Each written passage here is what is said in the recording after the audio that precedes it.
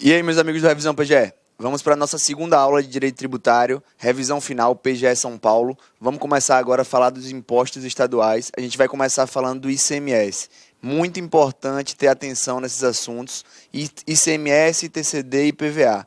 Em ICMS, o nosso foco vai ser naquelas regras mais gerais. Eu imagino que na sua prova não virão regras específicas da legislação estadual do Estado de São Paulo. De todo modo, em ITCD e IPVA, a gente está trazendo várias regrinhas e a gente vai ver numa aula mais à frente que eu separei ICMS em 2 aulas, ITCD em mais uma e IPVA na seguinte. Então, veremos também alguns aspectos da legislação estadual, especialmente em TCD e IPVA. Hoje a gente começa falando de ICMS. Vamos ter uma abordagem bem completa de ICMS, bem completa mesmo, para os fins desse curso da gente, que é o de revisão final, o de revisão de véspera, um curso relativamente curto, mas bem completinho, especialmente em direito tributário, especialmente em ICMS, aliás, que é uma aposta minha para a sua prova. Eu aposto, apesar de ter vindo nas anteriores de forma discreta, eu aposto que nessa, analisando o perfil da banca, analisando o perfil do examinador, nessa vai despencar ICMS e nessas 2 aulas, eu acredito que você consiga ganhar umas questõezinhas aí na sua prova objetiva da PGE São Paulo, dia 20 de maio, lá em São Paulo. Vamos lá, gente. De início, eu trago aqui um aspecto que é tratado pela Constituição Federal, que são algumas definições que necessariamente são abarcadas em lei complementar. Isso é importante porque é pegadinha de prova, especialmente de prova objetiva, colocar a definição se determinada matéria é legislável por meio de lei ordinária, lei complementar, ou se pode medida provisória ou algo do tipo. Nesse caso, eu quero que vocês fiquem bem atentos a alguns dos aspectos que eu trouxe, previsão lá do artigo 155, parágrafo 2º, inciso 12 da CF. Beleza? Você que está aí estudando na sua casa, já abre a Constituição Federal, num linkzinho aí no seu navegador, ou já abre o seu Vadmecum direitinho para você ir acompanhando. O artigo 155, parágrafo 2º, é o que traz as nossas regras mais importantes de ICMS, e ele tem várias remissões a um artigo, a outro artigo, então é importante você ir acompanhando para que você entenda bem essa aula. Eu trouxe aqui o mais importante. Em ICMS, lei complementar deve definir seus contribuintes, deve dispor sobre substituição tributária, e daí eu já digo a vocês, o ICMS é um imposto em que a gente vê com mais claridade, com mais evidência a regra de substituição tributária, a técnica de substituição tributária, melhor dizendo. A gente vai ver à frente que a substituição tributária progressiva ou regressiva é uma forma de recolhimento do tributo que visa basicamente a facilitar a arrecadação e a fiscalização do correto recolhimento desses tributos. O ICMS é aquele típico, é o caso típico de substituição tributária. Então, você lembra que a Constituição Federal define que regras de substituição tributária no ICMS devem ser tratadas por meio de lei complementar. E aí eu já te adianto qual é essa lei complementar. Lei complementar 87, a Lei Candir. É ela que vai reger tudo isso que foi previsto aqui na Constituição. Ah, professor, eu tenho que decorar a Lei Candir, eu tenho que ler ela inteira, ela é muito grande. Não tem, mas é bom você ter lido uma vez, é bom você estudar as regras que são previsíveis na lei complementar, ou seja, que tem que ser previstas na lei complementar, para que você conheça. O que é que eu te indico? Eu te indico que, lendo o seu livro de Direito Tributário, e o que eu recomendo é o do Ricardo Alexandre, você fique atento às remissões que ele faz à lei complementar, que é a Lei Candir. E daí você vai estudar aquela remissão, você vai estudar aquele artigo, aquele dispositivo, aquele capítulo da legislação. Certo? Lei complementar define o contribuinte e dispõe sobre substituição tributária, e você já viu que substituição tributária é uma característica típica da forma de recolhimento do ICMS. E ela também disciplina o regime de compensação do imposto. Isso é um reflexo de uma característica do ICMS, que é a não cumulatividade. é o sistema de créditos e débitos do ICMS. Cada operação é compensada na seguinte: aquele que adquire fica com crédito, quando ele vende, ele tem um débito, e assim no final do mês, por uma técnica de tributação, no final do mês, em regra, é feita aquela balança do que você tem de crédito e débito, e aí é analisado se você terminou com crédito ou se tem débito. Se tem débito, paga; se tem crédito, aproveita em outra operação. Beleza? Lei complementar também regula a forma, e aí eu não vou nem ler, a forma como, mediante deliberação dos estados e do Distrito Federal. Isso aqui são os convênios.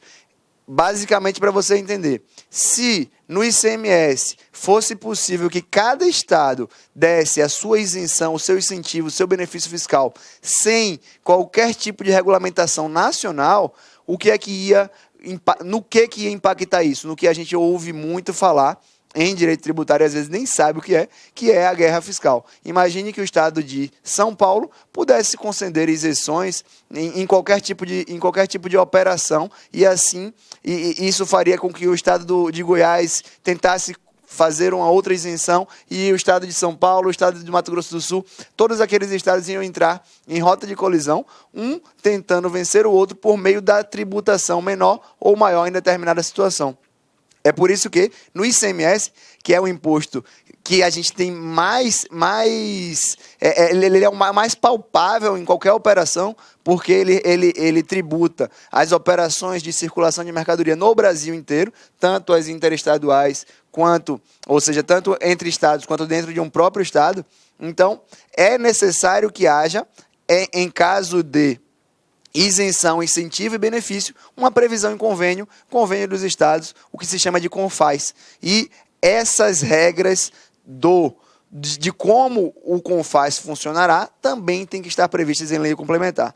Além disso, e aí é o último ponto que eu trouxe para vocês, a lei complementar tem que fixar a base de cálculo, de modo que o montante do imposto a integre também na importação do exterior de bem, mercadoria e serviço. Isso aqui é decorrência de uma previsão constitucional que a gente vai ver um pouquinho mais à frente quando a gente tratar de importação. Mas, basicamente, você tem que entender que a base de cálculo também tem que ser prevista em lei complementar, e assim o é na Lei Candir. Decorou isso aqui, aprendeu. Mais importante, regras gerais de lei complementar sobre substituição tributária, contribuintes, compensação do imposto, CONFAS.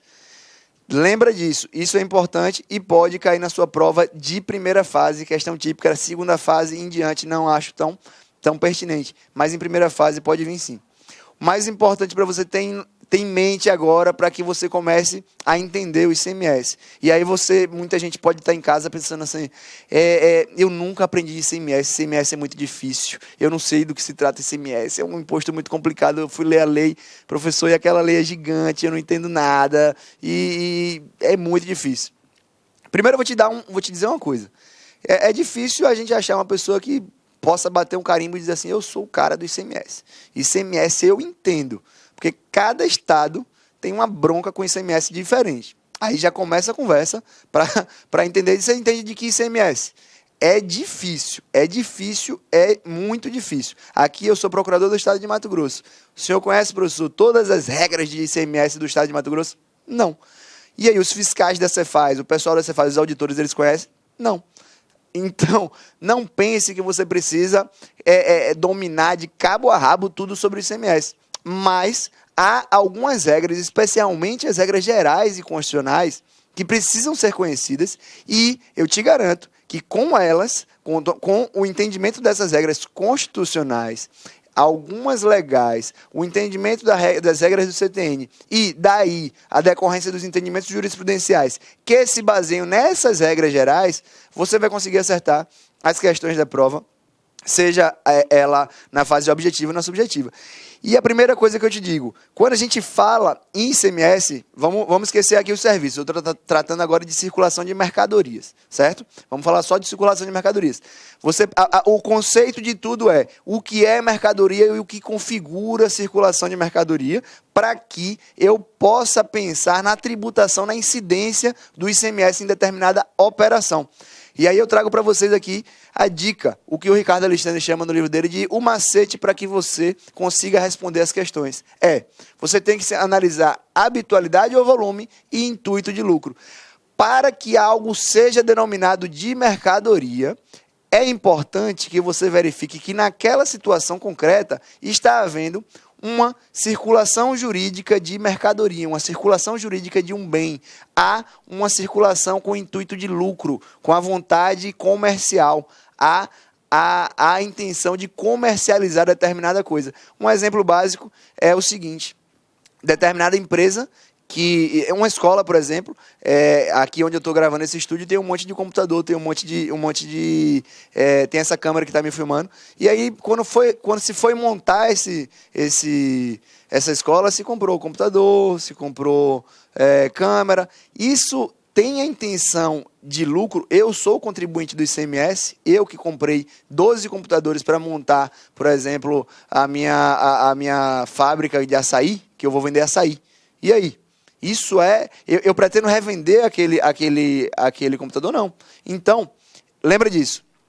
A habitualidade ou volume, mas o intuito de lucro. Você tem que analisar as duas coisas. Se tem habitualidade na compra e venda, naquela relação comercial, ou se o volume caracteriza o intuito comercial, e em todas as hipóteses você analisa se há o intuito da mercância, há a vontade de praticar atos comerciais na aquisição daquela mercadoria. Se isso se revelar na sua análise, e provavelmente as questões deixarão isso mais claro para você, elas também não são tão difíceis assim, você vai conseguir identificar que aquilo é caso de incidência do ICMS. E daí você vai conseguir responder algumas perguntas.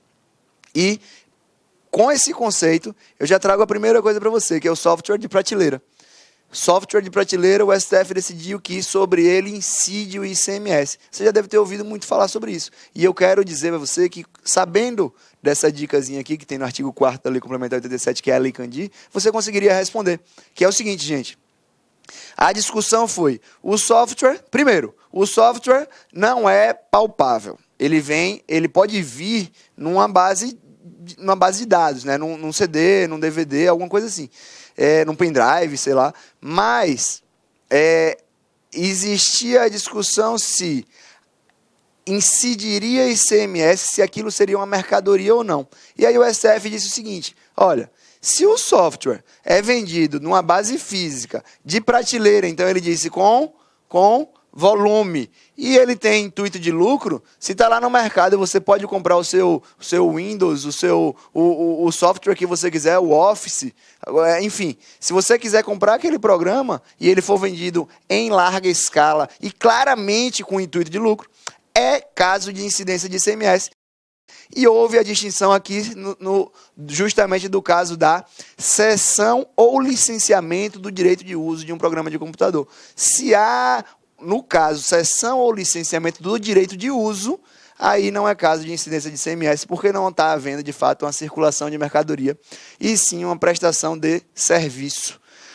No caso aqui, se vende software de prateleira, se vende software em larga escala, ou seja, com habitualidade e volume, e ainda intuito de lucro, incide o ICMS. E aqui eu já adianto para vocês também o seguinte, que foi coisa um pouquinho mais à frente do dia que o STF definiu que o de prateleira era tributável pelo ICMS. Também se decidiu o seguinte, não só se o software estiver em base física, se for por meio de download na internet também, é possível a incidência do ICMS, beleza? O STF vem e diz também com base no conceito típico de mercadoria, que é o que eu tratei aqui com vocês inicialmente. A ilegitimidade da cobrança de ICMS sobre água encanada. Uma vez que se trata de serviço público essencial e não de mercadoria. Na análise disso, o STF mais uma vez fez o quê? Ele analisou se aquele produto, se aquela operação tratava sim ou não de uma circulação jurídica de mercadoria. E naquela ocasião, tratando de água encanada, ele concluiu que na verdade não. Trata-se sim de um serviço público essencial colocado à disposição daquela pessoa, do cidadão. E por isso, se é serviço, não incide ICMS, porque não se trata de mercadoria. E aí foi que ele fez a distinção, que é muito interessante, que você vê de vermelho aqui na sua tela. Está aqui bem no cantinho. E a água envasada. E a água envasada, professor, o que é água envasada? A jurisprudência trouxe essa expressão, a água envasada é aquela garrafinha de água que você toma para fazer a sua prova. A água envasada que você compra ali na frente da prova, naquele carinha que vende o isopor, você compra uma água, 2 canetas e vai para a prova. É o quê? Incide em ICMS por quê? Habitualidade ou volume mais intuito de lucro, gente. Não é serviço, é claramente uma mercadoria e certamente disso vocês nem hão de discutir comigo. É muito claro que a envasada representa sim uma mercadoria e por isso incide ICMS. Lembra disso, isso é uma boa questão para a sua prova, diferenciamento de serviço público de água encanada, de água envasada, água em embalagens, aquela aguinha na garrafinha que você compra, e sobre esta incide ICMS. Sobre aquela, a água encanada, não. Ok? Sigamos, e ainda mais com o mesmo conceito que eu disse para você. Súmula 662 do STF diz o seguinte: é legítima a incidência do ICMS na comercialização de exemplares de obras cinematográficas gravados em fitas de videocassete. Súmula antiga, estava tratando de videocassete ainda. Muita gente que está assistindo essa aula certamente nunca nem viu um. Eu vi, mas também não me lembro bem. Tenho provavelmente a idade da maioria dos nossos alunos aí. A discussão aqui é a seguinte, e fica fácil para você entender quando eu te trouxer a comparação bem trazida pela doutrina, que é a seguinte: se eu contrato uma empresa que vai fazer uma filmagem da minha festa de aniversário, sobre isso incide ICMS? Não, é serviço. Sobre isso incide ISS, certo? Agora, se essa mesma empresa compra, ou se essa mesma empresa vai no meu aniversário, filma tudinho e depois vende com habitualidade ou volume e intuito de lucro a filmagem do meu aniversário, e sobre isso incide sim ICMS, incide ICMS sobre o produto daquilo que foi filmado. Consegue entender? Essa aqui foi a discussão que foi levada para o STF, que resultou na edição dessa súmula. E volta aquela ideia do software de prateleira. É isso que você tem que ter em mente. Mercadoria é aquilo que tem a habitualidade ou volume, mais intuito de lucro. Lembra disso que você responde todas as suas questões que tratem desse assunto. Beleza? Vamos seguir, a gente vai tratar agora de não cumulatividade. A não cumulatividade do imposto do ICMS é aquilo que eu já falei no início. Ele se compensa em cada operação. Na operação anterior você fica com crédito, na operação seguinte com débito. Há a compensação para que não haja acumulatividade daquele imposto. Senão, no final das contas, toda a carga tributária seria suportada pelo consumidor final. Isso, e no final das contas é até ele que suporta, mas de forma a justamente a compensação para que não haja soma das cargas tributárias. A súmula 509 do STJ diz o seguinte: é lícito ao comerciante de boa-fé aproveitar os créditos de ICMS decorrentes de nota fiscal posteriormente declarada inidônea, quando demonstrada a veracidade da compra e venda. Isso aqui é uma súmula que não traz exatamente uma explicação da não cumulatividade, mas ela decorre da não cumulatividade, porque ela trata do aproveitamento de crédito de ICMS. Se eu adquiro uma determinada mercadoria e depois a vendo, eu nessa aquisição fiquei com crédito. A minha nota fiscal foi declarada inidônea. A nota fiscal, a minha não, desculpa, a que me foi dada, foi declarada inidônea. E aí eu perdi o crédito, ó. Eu comprei, vendi, fiquei com débito, a operação existiu, eu tenho como provar, mas a nota fiscal que o cara me deu era inidônea. Me lasquei, fiquei sem o crédito, só vou levar o débito. E aí eu não tenho como compensar, né? Daí o STJ vem e fala: não, se você demonstra que você estava de boa fé e a veracidade daquela compra e venda, se você demonstra que de fato existiu aquela compra e venda, que a operação em si houve, está tudo certo. Demonstrado isso, o seu crédito fica contigo, e aí é isso que diz. É lícito ao comerciante de boa fé aproveitar esses créditos, desde que ele comprove a veracidade da compra e venda. Seguindo, isso é interessante, tá, gente? Isso aqui é norma constitucional, você vai ler na Constituição, fácil, não cumulatividade, e aí a gente vai tratar das hipóteses de isenção ou imunidade. Se liga só, isenção ou não incidência, beleza? Isenção ou não incidência, anula os créditos anteriores e não gera crédito para frente, salvo determinação em contrário da legislação. Isso é importante, esse salvo determinação em contrário da legislação é importante, e eu já vi cair em questão de prova. Se eu fosse o examinador de São Paulo, eu ia colocar isso aqui. Eu ia dar um exemplo hipotético, de uma legislação que previsse a possibilidade de não anulação desse crédito. Beleza? Em caso de isenção ou não incidência, a anulação dos créditos anteriores e não gera crédito nas operações seguintes, para que o sistema continue regular. E no caso de exportação de mercadoria imune, mantém-se os créditos anteriores no caso da exportação. No caso da exportação, há a manutenção dos créditos que foram gerados de ICMS nas operações anteriores. Lembra disso? Isso aqui são normas constitucionais, está aqui no parágrafo 2º do 155, inciso 2. A isenção ou não incidência, salvo determinação em contrário da legislação, e é isso que eu acho que cai na sua prova, não implicará crédito para compensação com o montante devido nas operações ou prestações seguintes e acarretará a anulação do crédito relativo às operações anteriores. Beleza? Agora a gente segue para base de cálculo. Eu já tratei um pouquinho com vocês do conceito de mercadoria, tratei de não cumulatividade. A gente vai falar agora sobre base de cálculo. Eu trago para vocês também um enunciado simulado do STJ, que é a súmula 457, bem interessante, bem interessante. Lendo ela, você pode decorar e acertar as questões. Eu vou te explicar agora qual o fundamento dela, e isso vai facilitar muito para que você, sem decorar a súmula, consiga responder as questões, e até mais de uma. Súmula 457 do STJ, ela trata de base de cálculo. Primeiro, qual é a base de cálculo do ICMS? Gente, lembra do seguinte, a operação. O valor da operação, lembra disso? É o valor da operação, aquilo que aconteceu na verdade. Beleza? E aí eu te trago a súmula 457 que fala assim: os descontos incondicionais nas operações mercantis não se incluem na base de cálculo do ICMS. O que são descontos incondicionais? Primeiro, descontos condicionais se incluem na base de cálculo do ICMS. Descontos não condicionais, o que é? Bonificação. Lembra dessa palavra, bonificação. É o caso em que o comprador, ele adquire 100 produtos, 100 unidades, vamos dizer, e por isso ele ganha mais 20. Ele ganha mais 20. O que é que o Estado queria? O Estado queria tributar as 120 pelo valor da... se as 100 custaram R$100, cada uma valia 1. O Estado quer tributar em cima de 120. Já o contribuinte queria o quê? Ele queria que, se eu recebi 120 e foi por 100, o valor unitário de cada uma reduziu, então a base de cálculo tem que ser pelo valor unitário.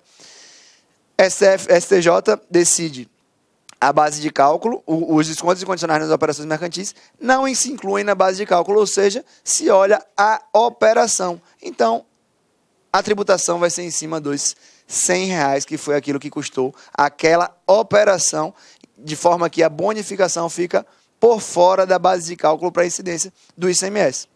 Mais algumas súmulas. E essas aqui, a 395 e a 237, elas são complementares. Entendendo a uma, você entende a outra. O ICMS incide sobre o valor da venda a prazo constante na nota fiscal. O questionamento aqui é o seguinte: quando eu compro à vista, eu pago 100. Quando eu compro a prazo, eu pago 110. E aí? Qual o valor do ICMS incide sobre o quê? Sobre a operação, sobre 100, sobre 110? Como é? Ah, mas a minha operação foi de 100. R$10 aí é outra história, foi porque foi a prazo. Se eu pagasse à vista era 100, eu quero pagar ICMS sobre 100. STJ vem e diz, incide sobre o valor da venda a prazo, ou seja, incide sobre o todo, porque foi a operação toda. A operação de compra e venda, quando você optou pela compra parcelada e aderiu, e aí a gente pode esquecer qualquer regra de direito do consumidor. Vamos tratar aqui de direito tributário.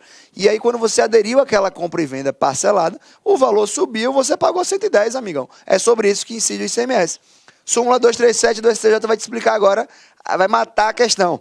Nas operações com cartão de crédito, os encargos relativos ao financiamento não são considerados no cálculo do ICMS. E aí fica fácil, porque você tem que lembrar o seguinte: numa operação de compra e venda, há uma operação.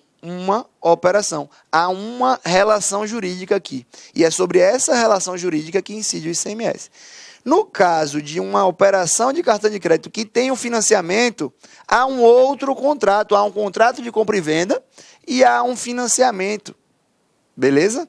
Quando há esse financiamento, não há a incidência do ICMS também sobre o financiamento, sobre o valor do financiamento. Há somente sobre o valor da compra e venda, somente sobre o valor da operação.